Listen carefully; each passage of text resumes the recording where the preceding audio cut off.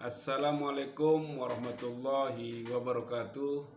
Alhamdulillahirabbil alamin. Pertama-tama marilah kita panjatkan puja dan puji syukur kita kehadirat Allah Subhanahu wa taala. Yang kedua, selawat dan salam kita aturkan pada junjungan Nabi besar Muhammad sallallahu alaihi wasallam. Dan semoga di akhir hayat nanti kita diberikan syafaatnya. Pada hari ini, pada kali ini kami mencoba membahas tentang bantuan anak yatim yang sedang disunat oleh pengurus Pondok Pesantren Lombok Timur. Bagi saya ini sangat memprihatinkan bagi kami. Sangat memprihatinkan, dan hal ini saya kira perilaku memakan harta anak yatim piatu ini sungguhnya merusak Islam dari dalam, merusak umat dari dalam. Oleh karena itu, dalam hal ini bagi yang merasa melakukan itu, kalau benar terjadi seperti itu, mohon untuk dikembalikan dan minta maaf ke publik. Mungkin ada yang salah atau hilaf atau miskomunikasi yang terjadi. Karena kalau benar ini terjadi, sungguh ini sangat memalukan. Sungguh ini sangat memalukan dan telah memperkoyak-koyak umat dari dalam. Karena sungguh bagi siapa yang makan harta anak yatim secara zalim, sungguh siksaan itu sangat pedih. Dan ini adalah ancaman langsung dari Tuhan bagi yang makan harta anak yatim secara zalim. Maksudnya di sini adalah bagi orang yang makan harta anak yatim secara zalim, mengambil, menggunakan secara pribadi tanpa diketahui oleh penerima atau anak yatim tersebut. Jika Anda mendapatkan kepercayaan untuk mengasuh anak yatim, atau jika sekeliling tempat tinggal Anda anak yatim, maka jangan sekali-sekali mengambil hartanya secara zalim. Karena menggunakan uang anak yatim untuk keperluan tanpa seizin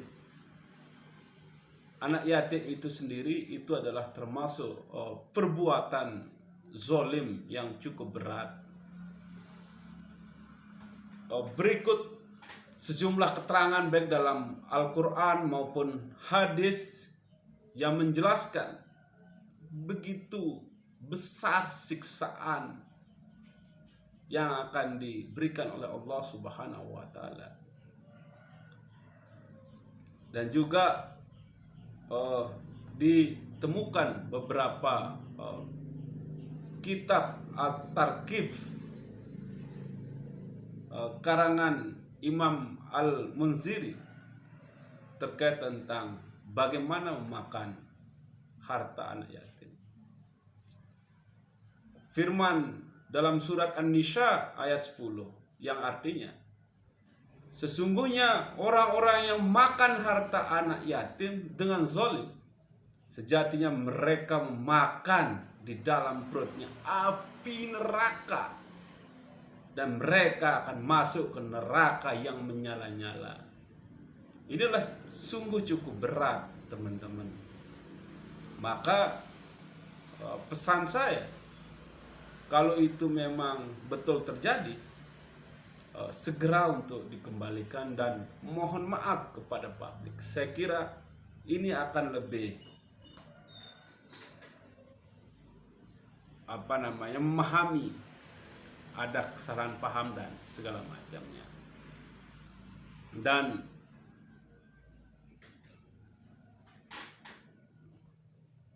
ketika dibangkitkannya nanti di dalam kubur, mulutnya berkobar-kobar api yang menyala. Rasulullah SAW bersabda, akan dibangkitkannya pada hari kiamat suatu kaum dari kuburnya, berkobar-kobar api di mulutnya. Bertanya sahabat, siapa mereka ya Rasulullah? Rasulullah menjawab, tidaklah kau mengerti bahwa Allah telah berfirman yang artinya, sesungguhnya orang-orang yang makan harta anak yatim secara zalim, sebenarnya mereka itu adalah menelan api sepenuh perutnya. Jadi sepenuh perut kita itu adalah makan anak yatim. Itulah sungguhnya kita makan api. Maka jangan sekali-kali kita semua untuk makan hak anak yatim piatu. Disebut dalam sebuah hadis yang mengisahkan tentang Isra Mi'raj yang ada dalam Sahih Muslim. Tiba-tiba Rasulullah bertemu dengan para lelaki. Mereka diserahkan kepada orang lainnya, membuka rahang mereka, berdatangan dengan membawa batu besar dari api neraka dan melempar kepada lelaki itu. Kemudian batu itu keluar melalui dubur-dubur para lelaki itu. Maka aku bertanya, wahai Jibril, siapa mereka? Jibril berkata, mereka adalah orang-orang yang makan harta anak yatim secara zalim.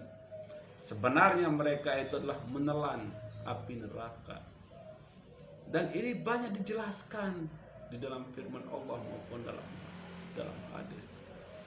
Dan dalam hal ini, orang yang memahami tentang kitab, tentang ayat-ayat suci Al-Quran, melakukan seperti itu, ini sungguh kezoliman yang cukup luar biasa yang terjadi. Oleh karena itu, kalau benar itu terjadi, saya tidak ingin menyebut nama maupun inisial dalam hal ini, tapi dalam hal ini saya harus berbicara terkait tentang kezaliman yang dilakukan oleh umat muslim. Terima kasih. Mohon pada teman-teman yang di sana dalam hal ini segera untuk dikembalikan kalau dugaan publik itu betul terjadi. Karena dalam hal ini cukup ramai sekali dibicarakan di dunia maya, di media sosial maupun di berita-berita lainnya, dan ini cukup dibicarakan. Nah, kita Lombok Timur sebagai umat muslim terbesar se-NTB, se-Nusa Tenggara Barat, ini saya kira cukup memalukan bagi kita. Oleh karena itu, teman-teman yang ada di pengurus Pondok Pesantren Lombok Timur, pesan saya, kalau benar itu terjadi, segera dikembalikan. Dan mohon maaf kepada publik agar kesalahpahaman ini betul-betul bisa dipahami.